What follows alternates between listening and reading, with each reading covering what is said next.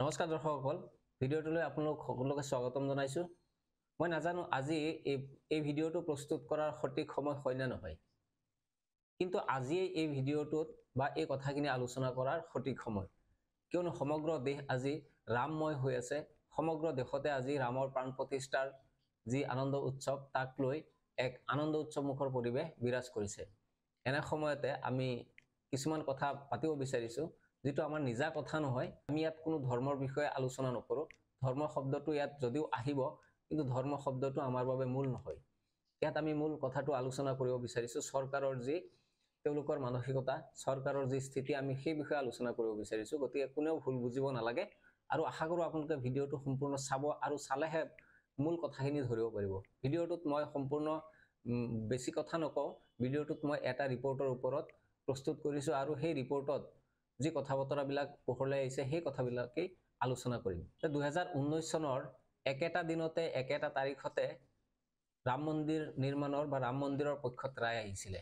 নিৰ্মোহী আখাৰাৰ যি আবেদন আছিলে, সেই আবেদনৰ পক্ষত 5জনকৈ যি ন্যায়াধীশ আছিলে, তেওঁলোকৰ নেতৃত্বত ৰাম মন্দিৰৰ সপক্ষে ৰায় দিছিলে।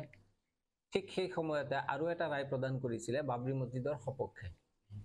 ৰাম মন্দিৰ আৰু বাবৰি মছজিদ দুয়োটাক লৈ দেশত এক ধৰণৰ আলোচনামুখৰ পৰিস্থিতি বৰ্তমান অব্যাহত আছে। কিন্তু যি অযোধ্যাত যি বাবৰি মছজিদ নিৰ্মাণ কৰিব লগা কথা আছিলে, আদালতে যি ৰায় দিছিলে যে বাবৰি মছজিদখনো নিৰ্মাণ কৰিব লাগিব, সেই বাবৰি মছজিদৰ এতিয়া কোনো ধৰণৰ উমঘাম নাই, সেই কোনো ধৰণৰ সাৰসুৰ নাই। ৰাম মন্দিৰ এইকেইটা দিনতে সম্পূৰ্ণ নিৰ্মাণ হৈ আজি প্ৰাণ প্ৰতিষ্ঠাও হৈ গ'ল। বিজেপিৰ মতে বা চৰকাৰৰ মতে ৰাম মন্দিৰ নিৰ্মাণ হৈ গৈছে, কিন্তু ধৰ্মীয় গুৰুসকলৰ মতে ৰাম মন্দিৰ এতিয়াও আধৰুৱা হৈ আছে। তথাপি আমি চৰকাৰী যি তথ্য, সেইমতে আমি মানি লৈছো ৰাম মন্দিৰ নিৰ্মাণ হৈ গৈছে, আৰু হয়তো সেইবাবে আজি প্ৰাণ প্ৰতিষ্ঠা কৰা হৈছে। কিন্তু বাবৰি মছজিদ নিৰ্মাণৰ যি কথাটো আছিলে, সেয়া ৰঙা ফিটাৰ মাজতে বা ফাইলৰ মাজতে এতিয়া আবদ্ধ হৈ আছে। এই কথাটো অযোধ্যাবাসীয়ে নিজে প্ৰকাশ কৰিছে। দি ফ্ৰণ্টলাইন, এটা দায়িত্বশীল প্ৰতিষ্ঠান, সংবাদ প্ৰতিষ্ঠান দি ফ্ৰণ্টলাইনত এটা দীঘলীয়া সাক্ষাৎকাৰ অযোধ্যাবাসীৰ সৈতে তেওঁলোকে প্ৰকাশ কৰিছে, আৰু এই ৰিপৰ্টটো 21 তাৰিখে অৰ্থাৎ যোৱাকালি প্ৰকাশ হৈছে। আৰু সেই ৰিপৰ্টৰ ভিত্তিতে মই কিছুমান কথা ক'ব বিচাৰিছো। অযোধ্যাৰ বাহিৰত সমগ্ৰ ভাৰতবৰ্ষৰ অন্যান্য ৰাজ্যত ৰাম মন্দিৰ আৰু বাবৰি মছজিদক লৈ অপ্ৰিয় হলেও এটা কথা সত্য যে এক ধৰণৰ উত্তেজনা আছে মানুহৰ মাজত। কিন্তু অযোধ্যাত সেই কথাটো নাই। অযোধ্যাত যি হিন্দু মুছলমান আছে, তেওঁলোকৰ মাজত আভ্যন্তৰীণ মিলা প্ৰীতি আছে। তেওঁলোক কেতিয়াও মন্দিৰ আৰু মছজিদক লৈ কাজিয়া কৰা নাই। দুয়োটা সম্প্ৰদায়, দুয়োটা ধৰ্মৰ লোক সম্পূৰ্ণ মিলা প্ৰীতিৰে তেওঁলোকে বসবাস কৰি আছে। আৰু ৰাম মন্দিৰৰ প্ৰাণ প্ৰতিষ্ঠাৰ সময়ত তেওঁলোকে প্ৰকাশ কৰে যে ৰাম মন্দিৰ প্ৰতিষ্ঠা হোৱাক লৈ আমাৰ কোনো ধৰণৰ আক্ষেপ নাই বা কোনো ধৰণৰ অসন্তুষ্টি নাই। কিন্তু ৰাম মন্দিৰৰ সমান্তৰালকৈ আদালতে নিৰ্দেশ দিয়া অনুযায়ী বাবৰি মছজিদৰ কাম বা যি তাত প্ৰস্তাৱিত মছজিদখন আছিলে, সেই মছজিদখন নিৰ্মাণৰ কোনো ধৰণৰ অগ্ৰগতি নোহোৱাক লৈহে আমি অসুখী। অৰ্থাৎ চৰকাৰৰ প্ৰতি তেওঁলোকে, অযোধ্যাবাসীয়ে চৰকাৰৰ প্ৰতিহে এক ধৰণৰ অসন্তুষ্টি প্ৰকাশ কৰিছে। নিশ্চিতভাৱে চৰকাৰে সম্পূৰ্ণ নিজা উদ্যোগতে ক'ব লাগিব ৰাম মন্দিৰখন নিৰ্মাণ কৰি সম্পূৰ্ণ উলিয়াইছে, কিন্তু বাবৰি মছজিদৰ ক্ষেত্ৰত বা মছজিদ নিৰ্মাণৰ ক্ষেত্ৰত চৰকাৰে কোনো ধৰণৰ পদক্ষেপ লোৱা নাই। একমাত্ৰ কোৰ্টৰ নিৰ্দেশৰ পিছত যি 5 একৰ ভূমি তেওঁলোকক প্ৰদান কৰা হৈছিলে, সেই ভূমিত কি ধৰণে মছজিদখন নিৰ্মাণ কৰা হ'ব তাৰ এটা ব্লুপ্ৰিণ্টহে তাত প্ৰস্তুত কৰিছে। ইয়াৰ পিছত কোনো ধৰণৰ কাম এতিয়ালৈকে সম্পূৰ্ণ হোৱা নাই বা আৰম্ভণি হোৱা নাই বুলিও ক'ব পাৰি। এই কথাটো ফ্ৰণ্টলাইনৰ ৰিপৰ্টত প্ৰকাশ হৈছে। ৰিপৰ্টখনত এই কথা উল্লেখ কৰা হৈছে যে একেটা আদেশতে উচ্চতম ন্যায়ালয়ে বিশেষভাৱে কেন্দ্ৰ আৰু ৰাজ্য চৰকাৰ উভয়কে মন্দিৰৰ সৈতে একেলগে মছজিদ নিৰ্মাণৰ সুবিধা প্ৰদান কৰিবলৈ কৈছিল। তথাপিও অযোধ্যাই হিন্দু মন্দিৰৰ ভৱিষ্যত অভিষেকৰ বাবে প্ৰস্তুতি চলাই সম্পূৰ্ণ কৰিলে। কিন্তু প্ৰস্তাৱিত মোহাম্মদ বিন আব্দুল্লাহ মছজিদ, এইখন মছজিদ নতুনকৈ নিৰ্মাণ কৰিবলৈ প্ৰস্তাৱ গ্ৰহণ কৰা হৈছিলে, সেই মছজিদখন বৰ্তমান অস্তিত্ব কেৱল ব্লুপ্ৰিণ্টতহে সীমাবদ্ধ আছে।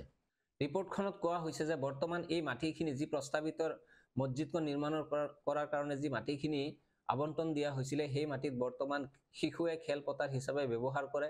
বছৰেকীয়া উৰচ মেলা হয়, তাত অন্যান্য সৰু সুৰা অনুষ্ঠানবিলাক হয়। মছজিদৰ এটা বন্ধ হৈ যোৱা মানচিত্ৰই মাজাৰৰ গেটত থকা বৰ্ডখনৰ শেষ শোভাবৰ্ধন কৰিছে। ইয়াত কোনো ধৰণৰ মছজিদ দৃষ্টিগোচৰ হোৱা নাই। ধনীপুৰ গাঁৱৰ মছজিদ নিৰ্মাণৰ দায়িত্ব দিয়া ভাৰত ইছলামিক কালচাৰেল ফাউণ্ডেশ্যনে শেহতীয়াকৈ নিজৰ কৌশল সলনি কৰিছে। নতুন মছজিদৰ বাবে 50 লাখ টকা সংগ্ৰহ কৰিবলৈ সংগ্ৰাম কৰিছে উক্ত ফাউণ্ডেশ্যনে। সীমিত অনুদানৰ বাবে কাম কাজ আগবঢ়াব পৰা নাই। দীৰ্ঘদিনীয়া মুছলমানসকলৰ অৰ্থনৈতিক অৱস্থা আৰু ভৱিষ্যতৰ পৰিকল্পনাক লৈও তেওঁলোক উদ্বিগ্ন হৈ আছে। আনহাতে আমোলাতান্ত্ৰিক যি ৰঙাফিটাৰ বা ফাইলৰ যি খেলিমেলিবিলাক এই কথাবিলাকো ইয়াত উত্থাপন কৰা হৈছে বা এই ৰিপৰ্টত কোৱা হৈছে। অকল এয়াই নহয়, ৰিপৰ্টখনত কোৱা হৈছে যে কেইটামান পক্ষ তাত আছে, সেই পক্ষকেইটা ইয়াত ৰাম মন্দিৰৰ সমান্তৰালকৈ তাত অযোধ্যাত বাবৰি মছজিদ নিৰ্মাণ কৰিব কৰাটো বিচৰা নাই। তেওঁলোকে কয় যে ইছলাম ধৰ্মী তেওঁলোকে প্ৰকাশ কৰে যে ইছলামত দৰ্শনৰ কোনো ধৰণৰ বিধান নাই, অৰ্থাৎ দৰ্শনৰ কোনো ধৰণৰ নিয়ম নাই।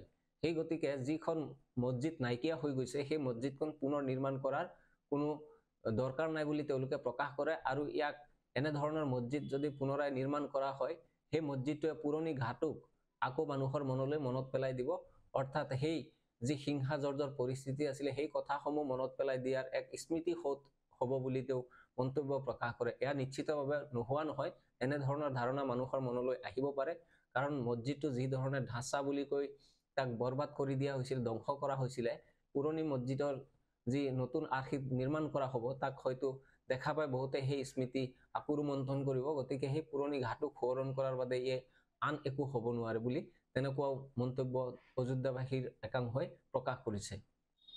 ইয়াৰ উপৰি অযোধ্যাৰ আজাৰা পাৰবিন নামৰ এগৰাকী ব্যক্তি আছিলে, এগৰাকী মহিলা আছিলে, তেওঁৰ পৰিয়াল এই উক্ত ৰাম মন্দিৰ বাবৰি মছজিদ ধ্বংসৰ যি ঘটনাৱলী আছিলে সেই সময়ত তেওঁৰ মৃত্যু হৈছিলে।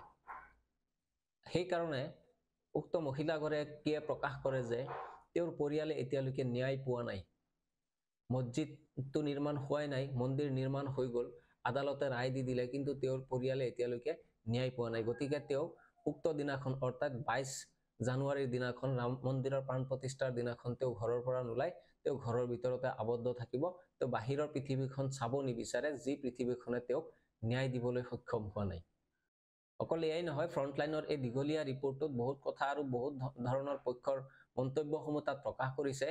ইয়াৰ পৰা আমি এটা কথাই লক্ষ্য কৰিব পাৰি যে চৰকাৰে যি ধৰণে মন্দিৰ নিৰ্মাণত ব্যস্ত হৈছিলে, তেনেধৰণে 5% বুলি ক'লেও ভুল নহ'ব যে সামান্যতম প্ৰচেষ্টা তেওঁলোকে মছজিদখন নিৰ্মাণৰ বাবে কৰা নাই। আমি ভাবিবলগীয়া কথাটো হৈছে যে সবকা সাথ সবকা বিকাশৰ কথা কোৱা চৰকাৰখনে সকলোৰে সৈতে কাম কৰিব কিয় নোৱাৰিলে? আদালতৰ ৰায় দিয়াৰ পিছত এটা কাম তেওঁলোকে সম্পূৰ্ণ কৰিলে আৰু আনটো কাম তেওঁলোকে সম্পূৰ্ণ কৰা নাই। ইয়াতে কোনো ধৰ্মৰ সংঘাত নাই, ইয়াতে কোনো ধৰ্মৰ কথাও নাহে, ইয়াত আহিছে চৰকাৰৰ কথা। অৰ্থাৎ চৰকাৰে ৰাম মন্দিৰ নিৰ্মাণ কৰি আগন্তুক 2024 নিৰ্বাচনৰ বাবে তেওঁলোক প্ৰস্তুতি চলাইছে। যিহেতু ভাৰতবৰ্ষত মুছলমান সংখ্যালঘু আৰু হিন্দু হৈছে সংখ্যাগৰিষ্ঠ, গতিকে চৰকাৰে সংখ্যাগৰিষ্ঠৰ পক্ষতেই থিয় দিছে, সংখ্যালঘুৰ লগত তেওঁলোক থিয় দিয়া নাই। যদি সংখ্যালঘুৰ লগত থিয় দিলে হয় তেনেহলে অন্তত 10% কাম অন্তত ধনীপুৰত, অযোধ্যাৰ ধনীপুৰত মছজিদৰ কাম হলেহেঁতেন। এই কথাটো আমি সংখ্যাগৰিষ্ঠ সকলে আটাইতকৈ ভালদৰে উপলব্ধি কৰিব লাগে যে দেশত বিভিন্ন ধৰণৰ সমস্যা, বিভিন্ন ধৰণৰ প্ৰশ্ন অভিযোগ উত্থাপন হোৱাৰ সময়ত চৰকাৰ একমাত্ৰ বিগত 2-3টা মাহ ধৰি ৰাম মন্দিৰৰ নামত ব্যস্ত হৈ আছে। ৰাইজক কোনো ধৰণৰ জবাবদিহি নাই, তেওঁলোকৰ কোনো ধৰণৰ কথাৰ তেওঁলোকৰ উত্তৰ দিয়া নাই, ৰাইজৰ ইস্যুত তেওঁলোকে কোনো ধৰণে জড়িত হোৱা নাই, একমাত্ৰ ৰাম মন্দিৰৰ নামত তেওঁলোক ব্যস্ত আছে। সংখ্যালঘুসকলৰ মছজিদটো হ'ল বা নহ'ল সেয়া ডাঙৰ কথা নহয়। সংখ্যালঘুসকলে মছজিদ নিৰ্মাণ কৰাৰ কাৰণেও এতিয়ালৈকে কোনো ধৰণৰ দাবী বা তেনেধৰণৰ কোনো প্ৰতিবাদ তেওঁলোকে সাব্যস্ত কৰা নাই। আৰু সংখ্যালঘুসকলে হয়তো বুজি পাইছে যে মছজিদটোতকে তেওঁলোকৰ সংস্থাপন, তেওঁলোকৰ কামহে আটাইতকৈ গুৰুত্বপূৰ্ণ। অযোধ্যাৰ লোকসকলেও এই কথা প্ৰকাশ কৰিছে যে তেওঁলোক অৰ্থনৈতিকভাৱে স্বাৱলম্বী নহয়, তেওঁলোক নিজৰ কাম কৰি পৰিয়াল পোহপাল দিয়াৰ ক্ষেত্ৰতহে বেছি চিন্তা কৰিছে, মছজিদটোৰ বাবে চিন্তা কৰা নাই। মুছলমানসকলে, সংখ্যালঘুসকলে এই কথাটো বুজি পাইছে বুলি আমি আশা কৰোঁ আৰু তেওঁলোকৰ মন্তব্যৰ পৰা এই কথা আমি অনুমান কৰিব পাৰি। বহুতে হয়তো নিশ্চিত ভাবিব পাৰে যে 500 বছৰ পাছত বা ইমান বছৰ পাছত ৰাম মন্দিৰৰ ভাৰতবৰ্ষৰ আটাইতকৈ ডাঙৰ এটা কাম বিজেপিয়ে কৰিছে, গতিকে বিজেপিয়ে ইয়াৰ জৰিয়তে ভোট খোজাটো কিহৰ প্ৰব্লেম আছে? একো প্ৰব্লেম নাই। ভোট খুজিবও পাৰে, বিজেপিয়ে ভোট খুজিছেও, আগতেও খুজিছে, ভৱিষ্যতলৈও তেওঁলোকে খুজিব আৰু হয়তো আপোনালোকে ভোট দিবও। কিন্তু চৰকাৰখনৰ যি চৰিত্ৰ সেই কথাটো আপোনালোকে উপলব্ধি কৰক, কাৰণ তেওঁলোকে সবকা সাথ আৰু সবকা বিকাশৰ কথা কয়। মহাত্মা গান্ধীয়েও যি কথা কৈ থৈ গৈছিলে যে ৰাম ৰাজ্য প্ৰতিষ্ঠা হলে ৰাম আৰু ৰহিম দুয়োজন সমান হ'ব, দুয়োৰে ক্ষেত্ৰত ন্যায় কৰা হ'ব, দুয়োৰে ক্ষেত্ৰত সমান অধিকাৰ দিয়া হ'ব। আজিৰ তাৰিখত বিজেপি চৰকাৰে ৰাম আৰু ৰহিম দুয়োৰে পক্ষত থিয় দিছেনে, দুয়োৰে কথা শুনিছেনে, বা দুয়োকে ন্যায় দিছেনে, সমান অধিকাৰ দিছেনে? ৰাম মন্দিৰ আৰু প্ৰস্তাৱিত বাবৰি মছজিদৰ যি কথাটো, তাৰ পৰা আপোনালোকে এই কথা উপলব্ধি কৰিব পাৰে। বাকী সমাজত বা দেশত যিবিলাক কথা প্ৰচলিত হৈ আছে সেইবিলাক কথা আপোনালোকে জানেই। কাৰ ক্ষেত্ৰত কোনে কিমান ন্যায় দিছে সেই কথা এতিয়াও সম্পূৰ্ণৰূপে পানীৰ দৰে স্পষ্ট। বাবৰি মছজিদৰ বাবে, প্ৰস্তাৱিত বাবৰি মছজিদখনৰ বাবে 5 একৰ মাটি দিয়া হৈছে, অৰ্থাৎ ৰাম মন্দিৰতকৈও দুগুণ মাটি সংখ্যালঘুসকলক বা মুছলমানসকলৰ মছজিদৰ কাৰণে দিয়া হৈছে। গতিকে ৰাম মন্দিৰ প্ৰতিষ্ঠা হৈ গ'ল বুলিয়েই, মছজিদ প্ৰতিষ্ঠা নহ'ল বুলিয়েই কোনো মুছলমান বা সংখ্যালঘু সম্প্ৰদায়ৰ বা কোনো লোকে যাতে তেনেধৰণৰ কোনো ধৰণৰ অসন্তুষ্টি ভাৱ তেওঁলোকে মনত ৰাখিব নালাগে। কিয়নো কোৰ্টে বা চৰকাৰে তেওঁলোকক অত্যাধিক ভূমি তেওঁলোকক প্ৰদান কৰিছে। হয়তো অনাগত দিনত মছজিদৰ কামতো তেওঁলোকে হাত দিব। যিহেতু বিজেপিৰ বাবে সাধাৰণ কথা, যিটো বিজেপিৰ বাবে হিন্দুৰ চেণ্টিমেণ্টটো আটাইতকৈ দৰকাৰী, ৰাম মন্দিৰৰ জৰিয়তে তেওঁলোকে ভোট খুজিব। গতিকে তেওঁলোকে হয়তো ৰাম মন্দিৰটো প্ৰথমে প্ৰতিষ্ঠা কৰি লৈছে, পৰৱৰ্তী সময়ত হয়তো তেওঁলোকে বাবৰি মছজিদৰ কামত তেওঁলোক হাত দিব।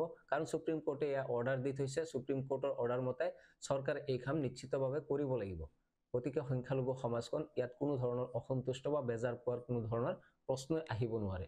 ভিডিঅ'টো প্ৰস্তুত কৰাৰ একমাত্ৰ উদ্দেশ্যই হ'ল যে হিন্দু মুছলমান সংখ্যালঘু সংখ্যাগৰিষ্ঠৰ মাজত যাতে কোনো ধৰণৰ ভেদভাৱ আজিৰ পৰা সৃষ্টি নহয়, ইয়াৰ কাৰণে এই ভিডিঅ'টো প্ৰস্তুত কৰিছোঁ। যদি ভিডিঅ'টোৰ কোনোবা দুই এটা কথা আপোনালোকৰ ভাল লাগিছে তেনেহ'লে আশা কৰোঁ নিশ্চয় ভিডিঅ'টো আপোনালোকে শ্বেয়াৰ কৰিব, লাইক কৰিব আৰু কমেণ্ট কৰিব। ধন্যবাদ।